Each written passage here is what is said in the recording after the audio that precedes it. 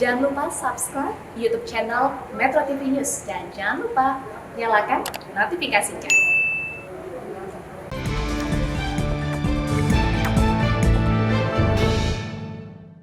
Cegah pilkada sumber petaka.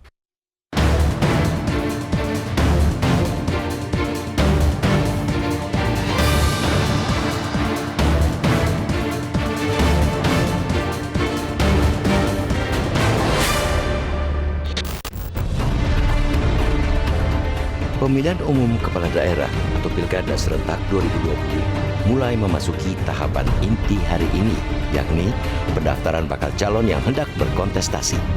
Itulah menu wajib di setiap perhelatan pilkada, tetapi kali ini harus disajikan dengan cara berbeda. Seperti halnya sisi kehidupan lainnya, pilkada tak luput dari dampak serangan pandemi COVID-19.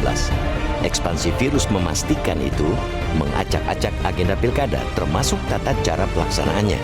Akibat corona, pemungutan suara sebagai puncak pilkada 2020 yang sedianya digelar pada 23 September diundur menjadi 9 Desember mendatang. Akibat COVID-19, pilkada 2020 di 270 daerah, yaitu 9 provinsi, 224 kabupaten dan 37 kota juga mesti diselenggarakan dengan tata cara yang tidak biasa.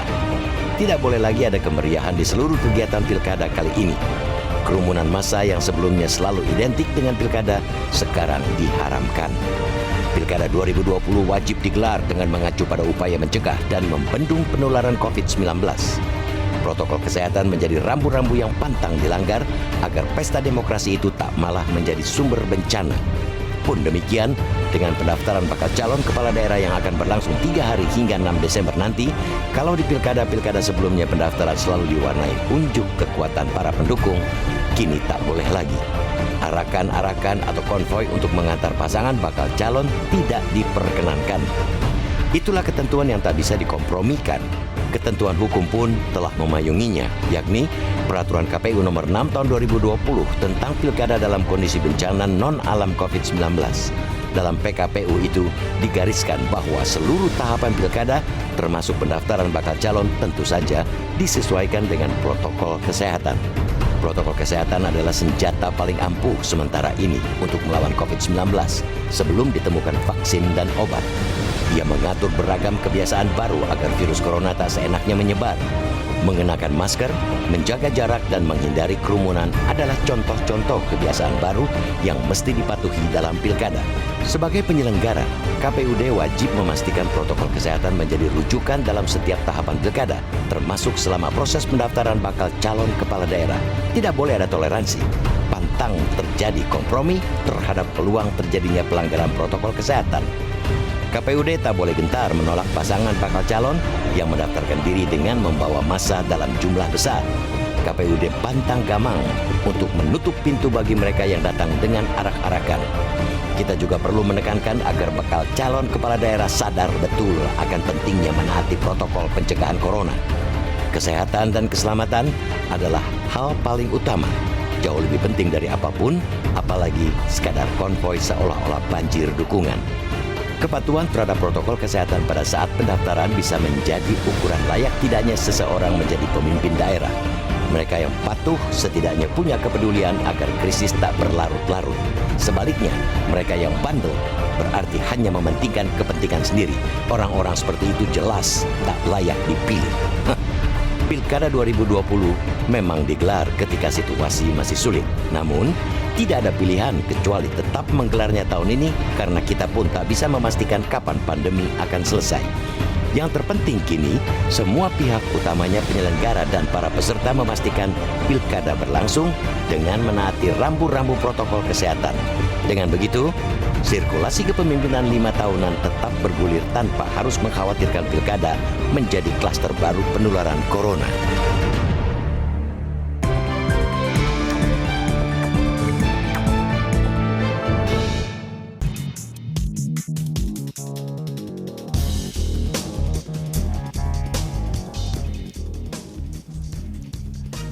Terima kasih pemirsa, Anda masih bersama kami di Editorial Media Indonesia. Bang Don, pertanyaannya adalah kalau kan ini sebenarnya sudah ditunda, Bang. Desember ini tadinya harusnya September sekarang ini. Nah, pertanyaannya adalah di tengah pandemi yang masih belum juga terlihat mereda ini, kenapa tetap harus diadakan di tahun ini? Apakah misalnya tidak bisa ditunda tahun depan setelah vaksin? Kan vaksin rencananya bulan Januari katanya begitu, Bang. Kenapa tidak dilakukan begitu? Ya sebetulnya kan ini kan keharusan konstitusional ya. Jadwal-jadwal konstitusional yang harus dijalankan gitu. Tapi saya kira mungkin juga problem atau cara kita berpikir atau mindset berpikirnya adalah bahwa demokrasi itu tetap penting gitu. Kalau kita lihat sekarang ini kita mengalami dalam 1 bulan atau 2 bulan ini kita berbicara tentang ngegas ekonomi. Ngegas politik karena pilkada ini, tetapi kita tidak mampu mengerem penularan COVID-19. Memang ini menjadi sangat challenging gitu. Tetapi menurut saya ini ya saya tidak tahu tapi rasionalnya mungkin karena demokrasi juga penting gitu. Hak rakyat untuk mendapatkan pemimpin yang bagus, pemimpin yang berkualitas penting gitu. Nah itu pertanyaannya Bang, soal kualitas pemimpin. Karena waktu belum pandemi, ketika kita masih bisa bertemu fisik, itu kan orang bisa ketemu, mendengarkan calon, bicara, menyampaikan gagasan segala macam. Tapi sekarang ketika tidak bisa ketemu fisik, tidak bisa berkumpul banyak, apa jaminannya bahwa calon pemilih benar-benar akan melihat atau memilah atau mendengarkan program dari calon-calon ini? Apakah ini bukan berarti kemudian ditambah pandemi ini kualitas demokrasi kita akan makin turun, Bang? Iya, Leo, kan Presiden sudah mengingatkan kita harus reset ulang mindset kita. Diubah ulang Diubah ulang. Jadi sekarang kalau misalnya visi atau gagasan atau program itu diperoleh lewat tatap muka atau berkumpul, sekarang harus lewat dunia maya atau lewat apapun, sosmed atau apapun lah yang kemudian membuat itu tidak perlu ada tatap muka. Tetap ada di dalam aturan yang baru, tapi juga harus sangat dibatasi untuk mengikuti protokol kesehatan.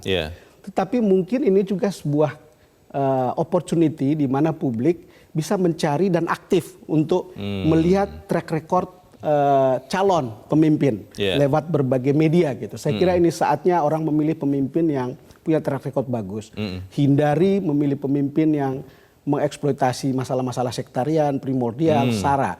Saya kira banyak hal di depan mata kita yang memperlihatkan bagaimana kelompok masyarakat yang cerdas memilih pemimpin menghasilkan pemimpin yang bagus. Bagaimana kemudian kelompok masyarakat yang memilih pemimpin berdasarkan pertimbangan-pertimbangan SARA atau primordial, kita juga lihat hasilnya seperti apa. Gitu. Jadi bagi kita berharap dalam situasi yang terbatas seperti sekarang, justru publik harus lebih aktif. Kita tahu bahwa ini sangat menentukan. Saatnya untuk kemudian membuat pilihan yang baru dengan cara baru dan lebih aktif mencari sendiri gitu. Tidak perlu menunggu gitu. Banyak mungkin program, tapi juga harus publik juga bisa men-search program-program itu apakah ini janji bohong. Saya ingat kata Dani Pomanto kemarin ketika launching dukungan di Makassar kemarin. Satu bukti lebih penting dan lebih baik dari 1000 janji. Itu menarik tuh. Pertanyaannya Bang, konon katanya orang Indonesia malas baca Bang. Stigmanya begitu, malas baca, malas cari tahu. Ketika ada gawai di tangannya, banyak sekali yang menjadi korban clickbait. Karena katanya kuotanya terbatas hanya untuk buka judulnya pun susah begitu. Jadi apakah kemudian orang Indonesia yang akan menjadi pemilih di daerah-daerah yang akan melakukan pilkada benar-benar mau mencari tahu Bang? Karena kalau itu tidak dilakukan, ya sudah ini makin ini buruk. Kita menghimbau, Leo. Kita menghimbau supaya kemudian publik melakukan itu. Karena semua dalam situasi terbatas seperti ini. Yang jadi soal itu kan selalu orang berpikir, saya memilih pemimpin, dia kan yang mimpin, bukan saya. Tetapi sebetulnya dia tidak pernah berpikir bahwa dampak untuk dia itu besar. Nah itu yang jadi soal. Karena itu kesadaran demokrasi kita yang mungkin kesadaran publik kita yang mungkin makin tinggi itu akan membuat kita lebih pandai memilih gitu. Kan kita bisa lihat ya bagaimana kemudian ya sekali lagi ada banyak contoh kelompok yang sukses dan ada banyak contoh juga kelompok yang gagal memilih pemimpin dengan segala akibatnya. Menarik tadi Bang Don katakan ada mekanisme gas dan rem. Nah pertanyaannya kalau dalam proses pilkada ini Bang, apakah berani kita melakukan proses rem itu kalau dalam perjalanannya ternyata tiba-tiba muncul kasus yang baru dan banyak di satu tempat? Apakah kita bisa misalnya freeze dulu, hentikan dulu proses ini? Kita akan bahas di bagian berikut Bang Don, dan pemirsa tetap bersama kami, Editorial Media Indonesia segera kembali.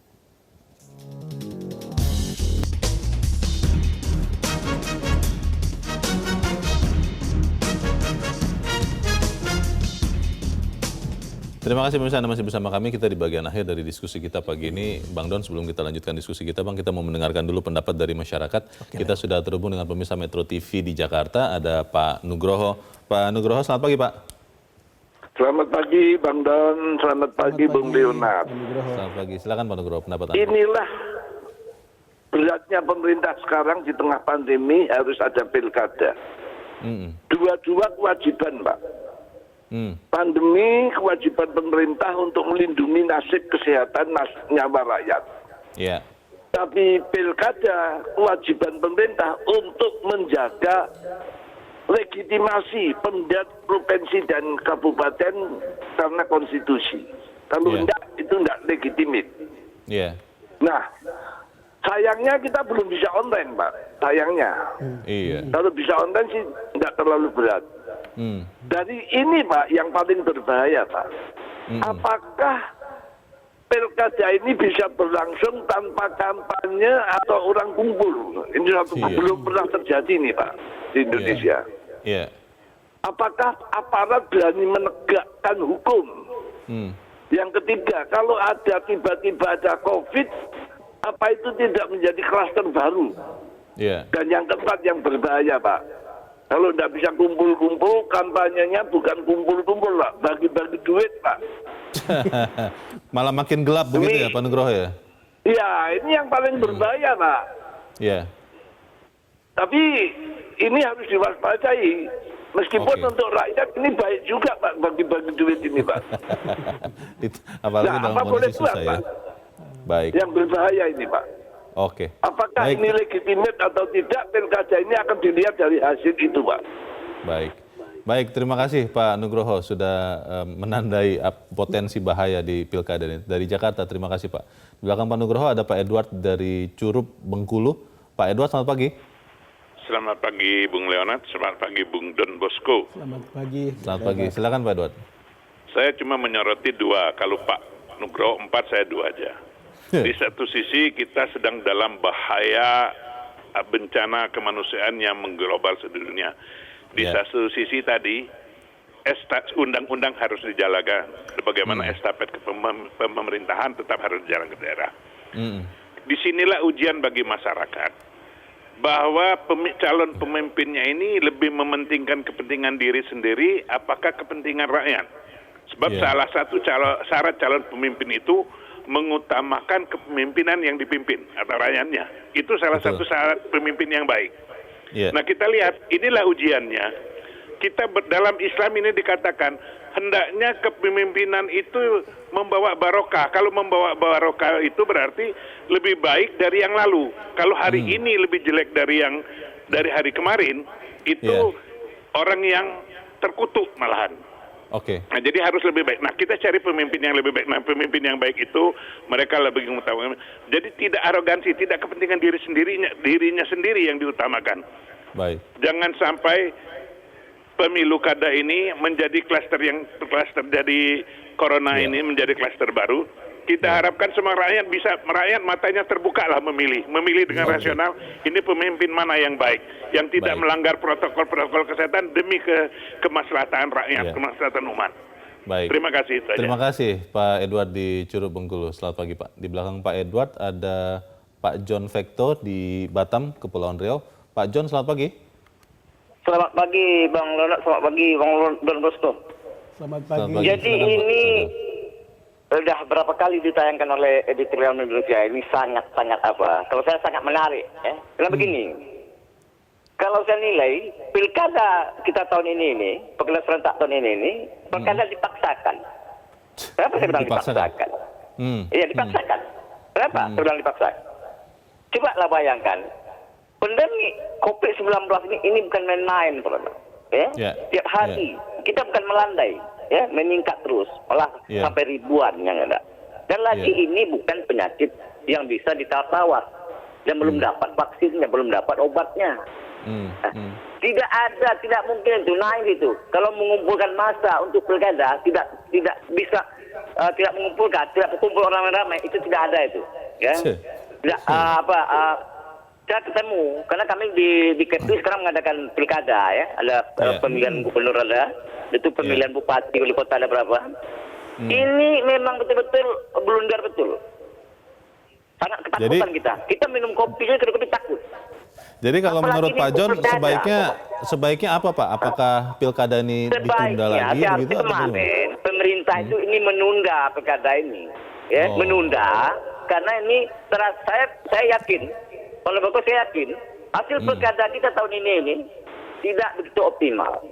Oke. Akan memunculkan kluster-kluster baru setelah pilkada ini. Baik. Kita akan membebani anggaran negara yang lebih besar. Yakin betul saya. Baik, terima kasih Pak John Sudah Vector punya ulang itu aja. Yuk, mari. Oke, baik. Terima kasih Pak John Vector di Batam, Kepulauan Riau. Selamat pagi, Pak. Nah, ini ada satu orang yang sangat ragu nih, Bang. Bagaimana kita memastikan pilkada bulan Desember nanti tidak menambah jumlah orang yang terkena COVID? Leo, yang ragu itu bukan hanya satu orang. Itu dia. Tapi rasanya jutaan orang meragukan. Tapi kan pemerintah kan ini menunda. Menunda dari bulan September ke Desember. Saya menduga cara berpikirnya dulu kurva penularan itu akan turun. Betul. Faktanya justru makin naik. Terakhir kemarin 3.600. Iya, makin banyak yang ditesting, makin banyak yang ditemukan. Bayangkan kalau persentase testingnya itu makin besar. Kan itu ceritanya. Dan itu yang membuat semua orang sekarang ragu dan kemudian pikir apa iya gitu ya. Tetapi kan sudah dijadwalkan. Maka sebagai media yang ikut ambil bagian dalam kontrol sosial ini kan gitu kan. Media Indonesia mengingatkan, oke, jalan, tetapi perhatikan jangan sampai pilkada ini menjadi klaster baru. Gitu. Karena kita ada faktanya liburan kemarin menimbulkan klaster liburan bersama. Dan pilkada bisa menimbulkan penjangkitan di klaster pilkada.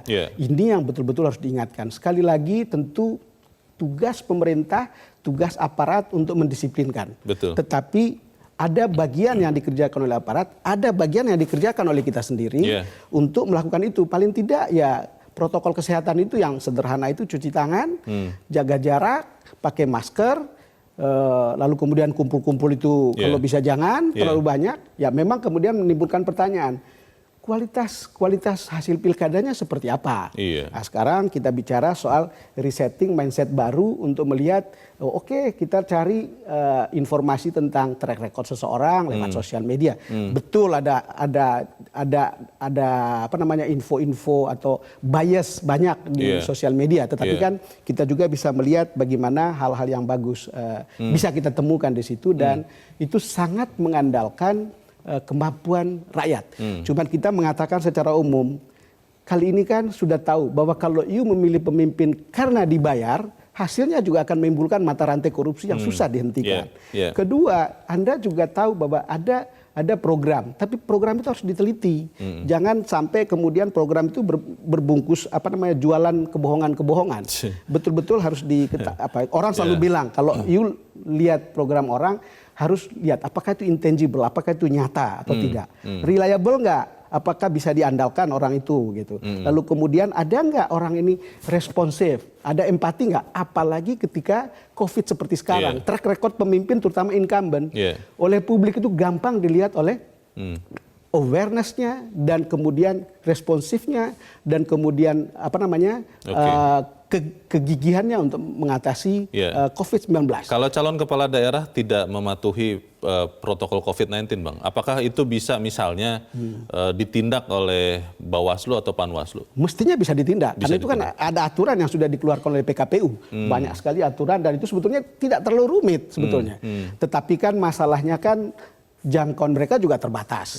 Ya kembali lagi publik harus bisa menjadi bagian yang mengawasi pelaksanaan pilkada ini untuk lebih baik. Kita tahu ya, tentu ada keraguan apakah output dari pilkada nanti lebih bagus atau tidak. Tetapi saya tetap menyimpan keyakinan ada begitu banyak pelajaran di masa lalu dan di masa sekarang untuk bisa dipakai oleh rakyat ketika memilih pemimpinnya. Sekarang itu harus berakhirlah dengan memilih pemimpin dengan apakah unsurnya sara atau primordial atau karena uang dan seterusnya. Ini bukan saatnya lagi kalau kita mau naik kelas. Dan itu langsung berkaitan dengan perubahan hidup masyarakat banyak dalam waktu yang akan datang. Sering terjadi sebelum pandemi pilkada ini didebat Bang, hasilnya diprotes, dan itu protes biasanya datang berpuluh-puluh orang, mungkin ratusan orang dan bikin ribut, lalu beberapa hal yang tidak mungkin dilakukan di dalam pandemi ini. Bisa tidak kita memastikan bahwa sampai di ujungnya pun protokol pandemi COVID-19 ini dipatuhi? Saya juga tidak bisa menjawab, terus terang aja. Tidak bisa dijawab. Bisa kita ngomong apa saja tentang itu, tetapi pada akhirnya kita tidak bisa menjamin akan seperti apa di lapangan. Tapi kembali lagi bahwa ya soal bernegara bukan sesuatu yang jauh. Soal bermasyarakat bukan sesuatu yang jauh. It is about me, about you, dan tentang kita semua gitu. Dan itu jangan merasa bahwa itu sesuatu yang ada di luar kita. Sama seperti soal COVID. Jangan pikir bahwa itu sesuatu yang jauh. It is about yourself. Itu tentang kita, tentang keluarga kita. Masa kita tidak berempati? Sudah lebih dari 100 dokter sudah meninggal. Beribuan nyawa sudah meninggal. Sudah jadi korban. Ini saatnya untuk melihat bahwa ini bukan sesuatu yang remeh. Saya tahu orang seperti Doni Monardo, orang seperti Erick Thohir, ya, sudah berbicara banyak tentang ini dan selalu menyerukan soal kedisiplinan. Tetapi kalau itu tidak jalan, menurut saya ada sesuatu yang salah dengan kita sendiri. Gitu. Ini harus diperbaiki. Terakhir Bang, kalau kemudian pilkada ini diragukan betul hasilnya, apa yang kita bisa lakukan? Saya selalu berpikir seeing is believing. Orang belajar dari apa yang dilihat. Orang belajar dari apa yang nyata ada gitu. Yang jelek ada di depan mata, yang bagus ada di depan mata. Yang meninggal karena COVID ada di depan mata, yang sehat ada di depan mata. Jadi ya kita belajar saja dari situ semuanya untuk diambil untuk kita bisa pakai gitu. Jadi sekali lagi ini pilkada yang sangat menantang di masa-masa sulit. Ya sangat spekulatif tentang hasilnya, tapi tentu kita tidak salah untuk berharap untuk mendapatkan hasil yang bagus dengan catatan jangan sampai menimbulkan klaster baru. Baik, semoga kita semua bisa mewujudkan itu karena sekali lagi yang akan terkena diri kita sendiri ya Bang kalau kita tidak disiplin. Bang Don Bosco Salamun, terima kasih Bang sudah hadir Leo, di tempat sama-sama. ini. Selamat pagi Bang. Pagi Leo. Pemirsa, semua pihak terutama penyelenggara dan para peserta memastikan bahwa pilkada berlangsung dengan menaati rambu-rambu protokol kesehatan. Dengan begitu, sirkulasi kepemimpinan 5 tahunan tetap bergulir tanpa harus mengkhawatirkan pilkada menjadi klaster baru penularan COVID-19. Ini kembali berpulang kepada kita, mari kita jaga supaya pilkada tidak menjadi klaster baru. Saya Leonard Samosir, terima kasih Anda sudah menyaksikan. Selamat pagi.